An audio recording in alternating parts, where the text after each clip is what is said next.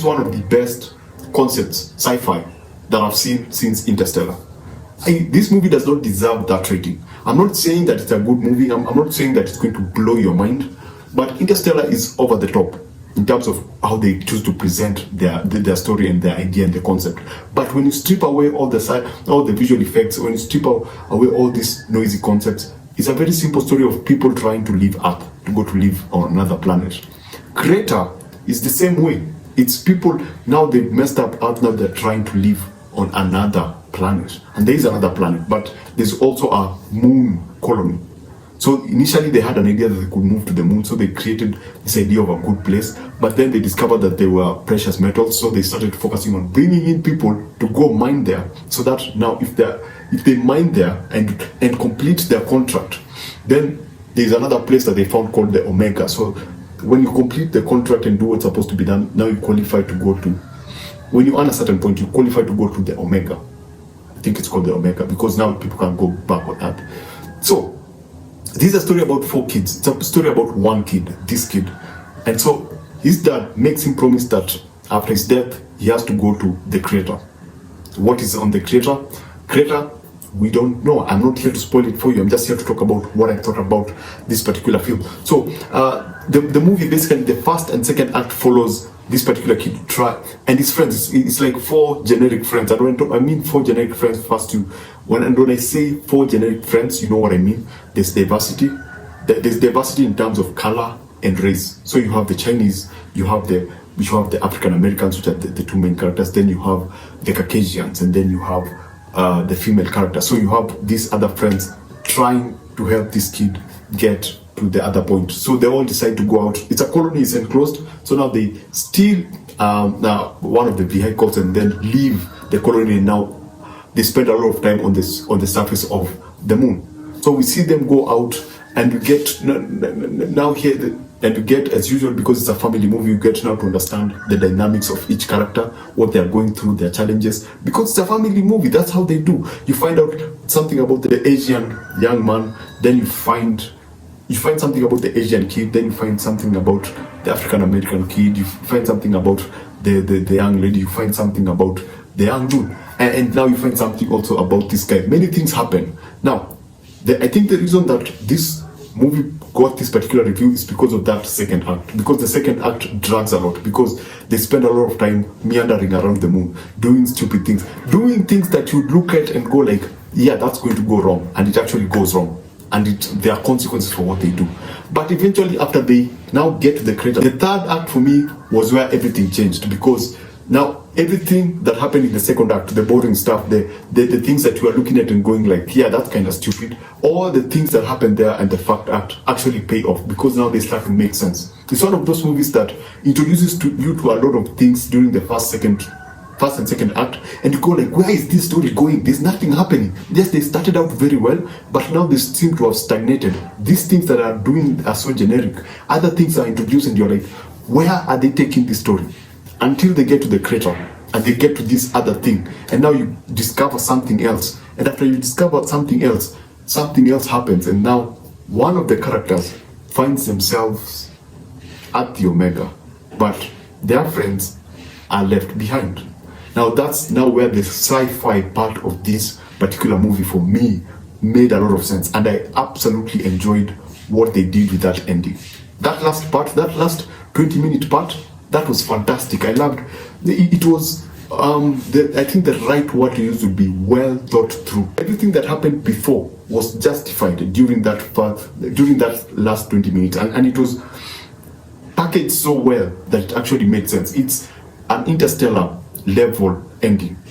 You know, Interstellar, as I said, when you remove all the visual effects and all the cool Christopher Nolan or whatever, when you think of it in the most basic ways, it actually was a Interstellar level kind of ending. So I really enjoyed this. Now let's talk about the goods. The other thing that I really liked about this particular movie, the costume designers were on point. I mean, the clothes are distinct. You can see the fabric. It feels like how people would dress naturally in the future. It was, the right word is believable. You know, when they put on the suits to go outside, Everything felt like a suit. It behaved like a suit. And the fact that these people were working, these kids were working at the mines, and this other person came from Earth and she was given a different suit and it had a different look, made a lot of sense. The costume designers did a fantastic job in that each character was distinct by what they were wearing, and it was easy to spot. You would actually see, you knew that the Asian kid with the whatever, there's someone with the scarf, and there's a certain jacket with a different color, and the texturing in the particular clothes looked really, really well. For me, I absolutely loved how the costume designers approached that. And when something happens to a character and they go to a different place, the costumes also, now immediately before you even go into where is this person, you know that it's different based on the costume that they're wearing. So I really absolutely appreciated what the costume people did. The other group of people who actually did a fantastic job was the set designers. The set designers created this distinct world, because you're in the moon. So there's the mines, there's another place that they go to, and now there's that futuristic place that they go to. Distinct. And the vehicle inside, it looks distinct. It looks like it would be the kind of vehicle that would be there. When you go into where they were working, just basically how everything looks and feels. It feels futuristic, it feels familiar but futuristic. It feels grounded yet way up there. It doesn't feel like all sci-fi, it doesn't feel like extreme sci-fi. But what I was looking at is something that could actually exist in our world. I don't know if I'm making sense. And when they go to somewhere different, whereby the people had an idea of what they wanted the future to look like on the moon, you get to see how the idea of a house in that future would look like. And the set design looks totally different. It looks fantastic. It looks blended with the costume design. It looks really, really good. It sells a scene. It absolutely sells a scene. Even when that one particular character goes to that place, the design is different and it looks different. It looks awesome. The set design is different and it looks different, and it looks, I think the word is well thought through. So when you talk about the script and the performances, yes, they were extremely wonky. They were everywhere. The script is very generic. It's what you'd expect. The script is what you'd expect a family adventure sci-fi film to be with kids. It's very basic. It doesn't really punch until that last act. It doesn't really punch. It feels kind of generic. I think that's the right word to use. The performances are, yeah. I think that for me was the biggest struggle to actually now to buy into what these characters were doing. But how the director was able to solve this problem was the cinematography and the color grading team. Also, I think I forgot to mention them. And the music.